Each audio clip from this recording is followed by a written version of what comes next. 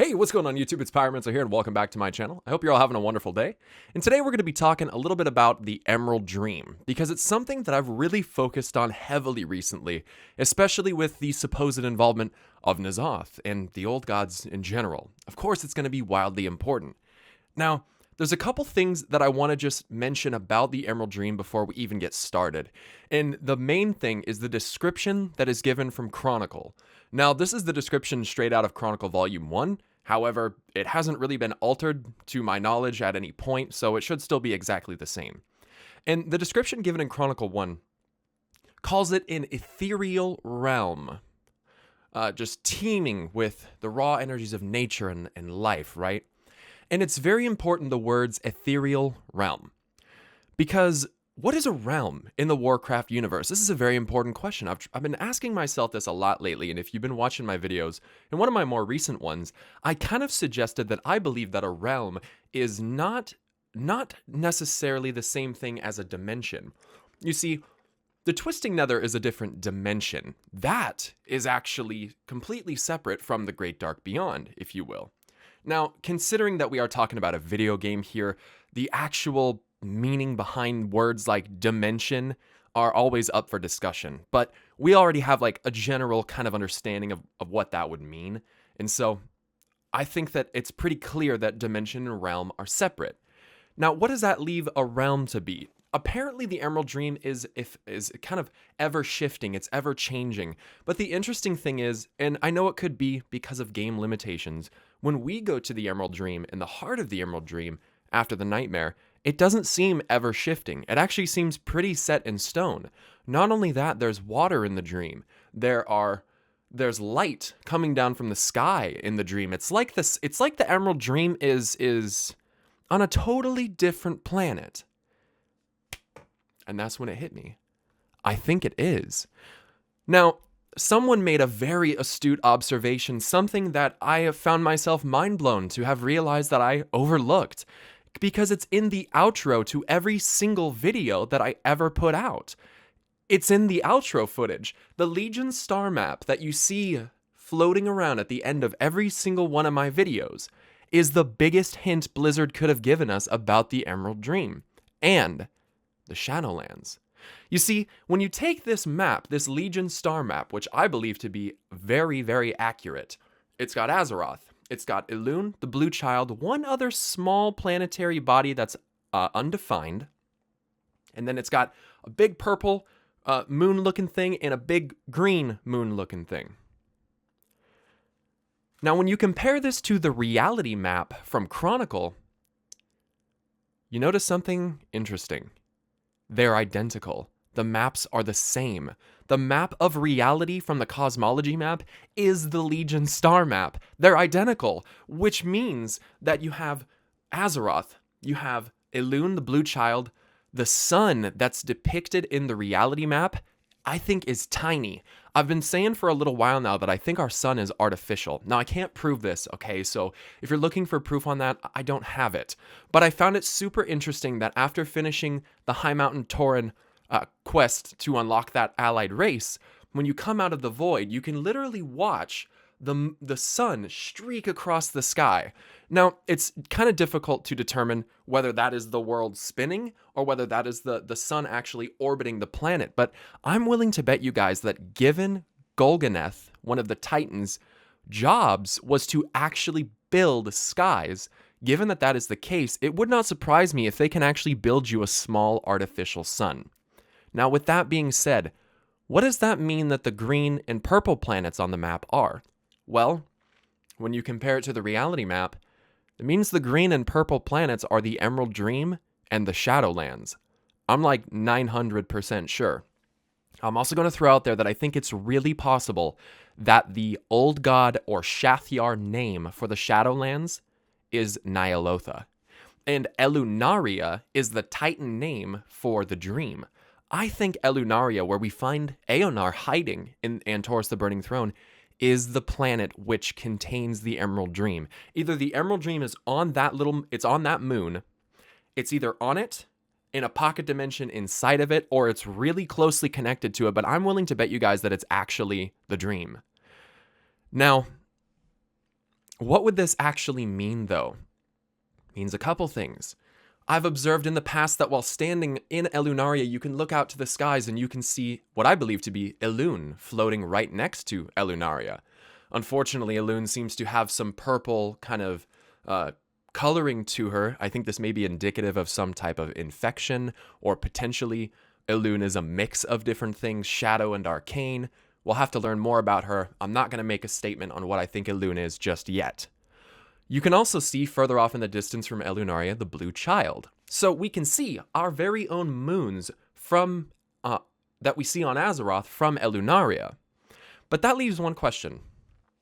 When you look to the left, behind you, when you first come in Elunaria, come into the portal, there's a big-ass planet back there, huge, off in the distance, and it's got a big ring around it.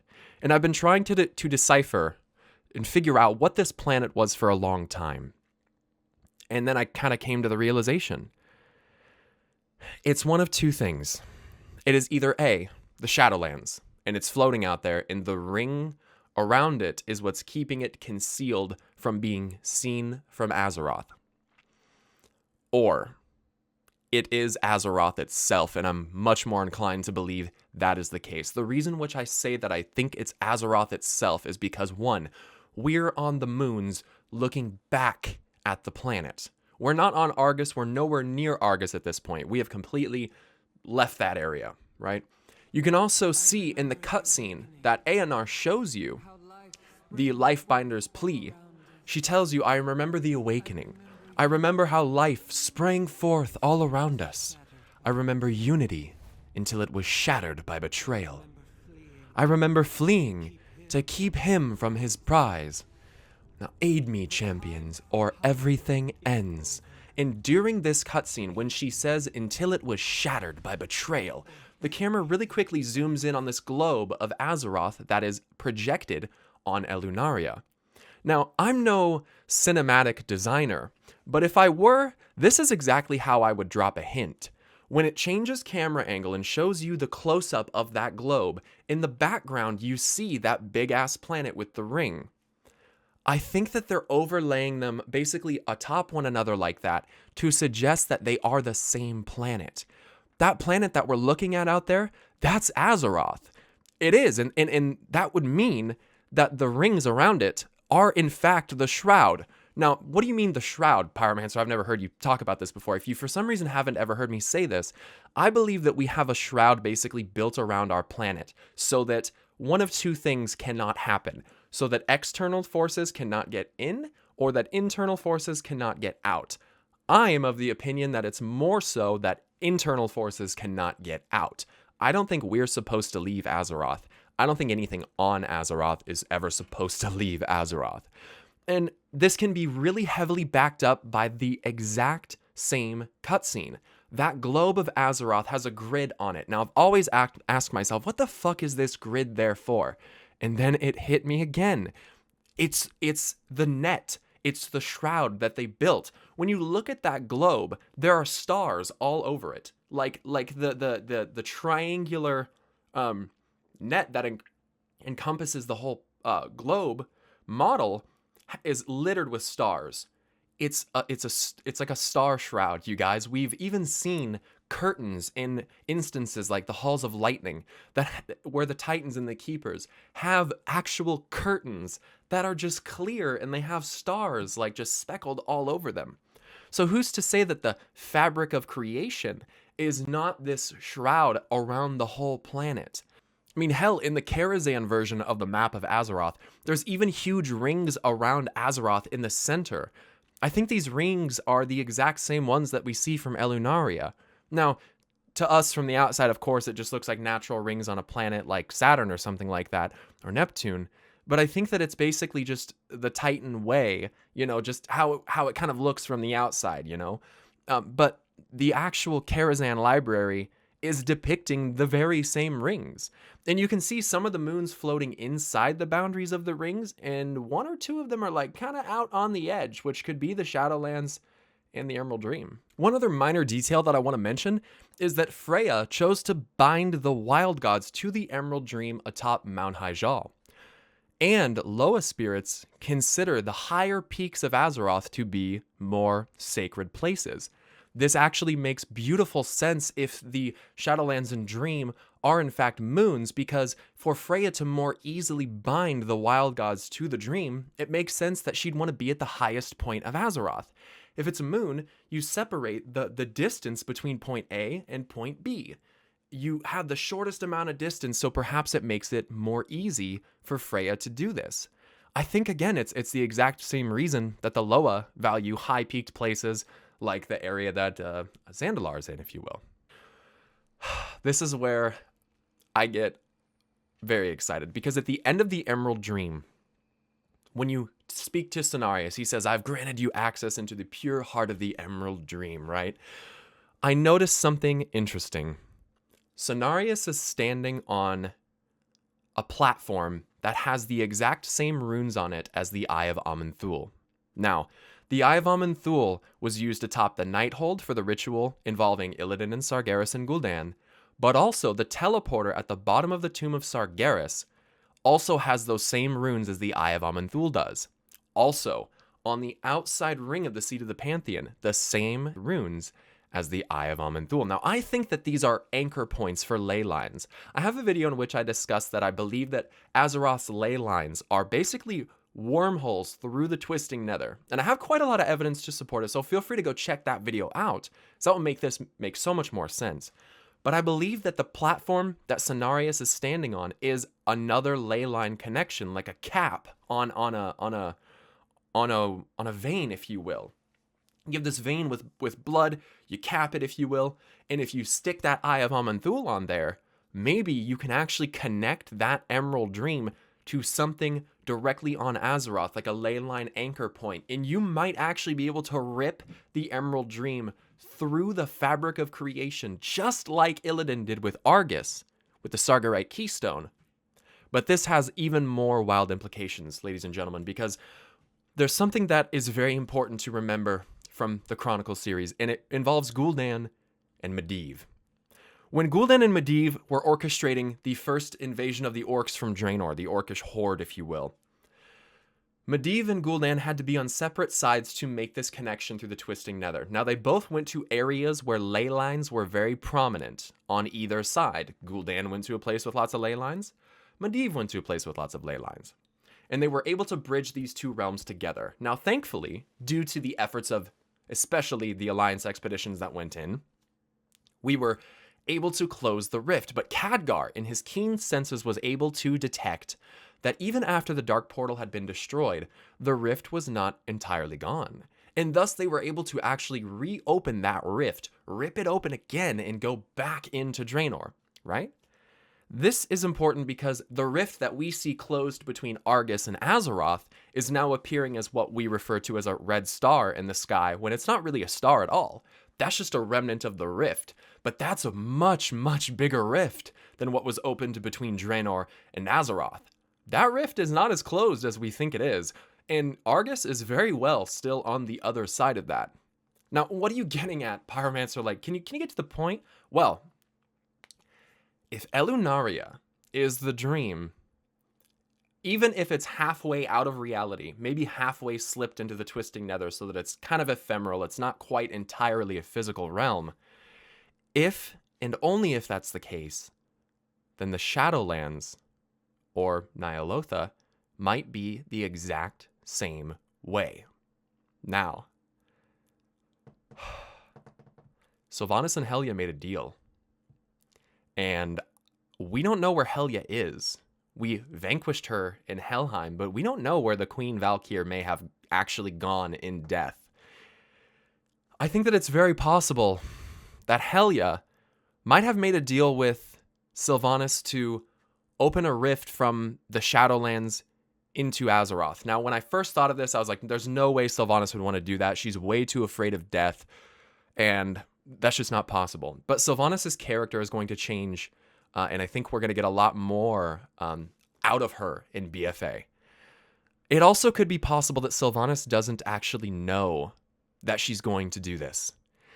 And I particularly think that it will be Sylvanas because she has such a prominent role upcoming in BFA, what if Sylvanas and Helia bridged those two realms and denizens from the Shadowlands started to pour into Azeroth? Or we were actually able to go through a leyline connection and go to the Shadowlands, go to Ny'alotha.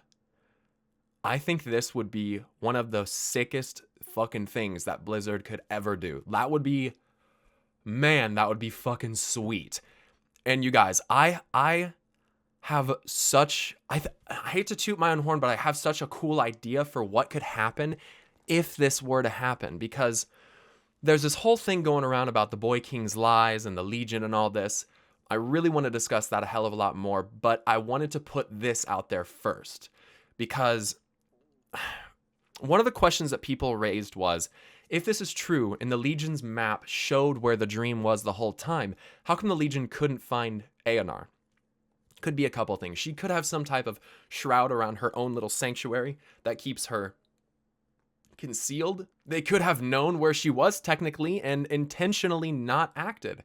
That is possible as well. It could be that they didn't want to defile the pure realm of nature. I know that a lot of people think Sargeras is like super evil, but I'm one to believe that Sargeras has enough respect, at least for something like that. Like, that is raw Titan creation, a realm of life. And it is possible that Sargeras maybe didn't want to tread on Elunaria quite like that. He wanted to capture her spirit, but not destroy the dream. Clearly, when they all show up, when all the Legion shows up, they don't immediately start burning everything down or anything. They're there specifically for Elunaria. They couldn't really give a shit about anything else. One last piece of supportive evidence that kind of suggests that Elunaria could in fact be the dream is that there, I believe, was once a dream connection on Draenor. Now, there's quite a bit of evidence to support this, and there's actually been Azerothian wild god worship on Draenor. So for wild gods to basically transcend realms and go to a different planet may suggest that the dream could have, or is in some way still connected to Draenor as well. Now, the reason that I say this is, if you look quickly enough after going into Elunaria, before the ships spawn in and before everything starts getting killed, it's on a timer, which means even more so that it's hidden. There are green storm drakes kind of like flying around out in the distance. They're green. And then there's a Genesaur down below Elu'naria's platform. A Genesaur is a creature from Draenor. How the fuck did that get on Elu'naria? That means that Elu'naria must have, at least in some capacity, been connected to Draenor, or is connected to Draenor still, via perhaps the Everbloom. It is very possible that the dream, the Emerald Dream, is actually a planetary body, a moon, that orbits Azeroth, and that the Shadowlands is the exact same thing. Odin had to perform a specific ritual to even see the Shadowlands, so it's very possible that it's right in front of us and it's not, we can't see it. And I've said this before and I'll say it again. Just because you can't see something doesn't mean that it's not there.